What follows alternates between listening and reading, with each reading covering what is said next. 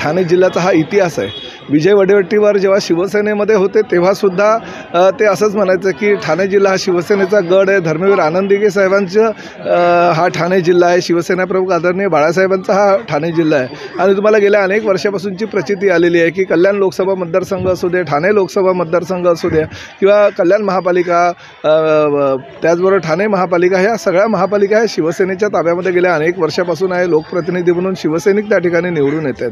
आणि आज भारत जोडो यात्रेच्या निमित्तानं विरोधी पक्षनेते जर ठाणे शहरामध्ये येऊन सांगत असतील आणि अशी वल्गना करत असतील की हा ठाणे जिल्हा कुणाचाही बालेकिल्ला नाही, हा एकनाथ शिंदे साहेबांचा, धर्मवीर आनंद दिघे साहेबांचा बालेकिल्ला आणि तो 100% तो तहयात राहणार आहे। विजय वडेट्टीवारांनी आधी त्यांच्या पक्षाची काळजी घ्यावी, कारण त्यांच्या पक्षाची काय परिस्थिती आहे। ठाणे महानगरपालिकेमध्ये एकमेव नगरसेवक त्यांच्या पक्षाचा आहे।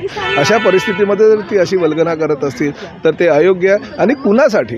ज्या राहुल गांधींनी स्वातंत्र्यवीर सावरकरांचा अपमान वारंवार केलेला आहे, ज्या स्वातंत्र्यवीर सावरकरांना भारतरत्न द्यावं अशी शिवसेनेची मागणी गेल्या अनेक वर्षापासून आहे।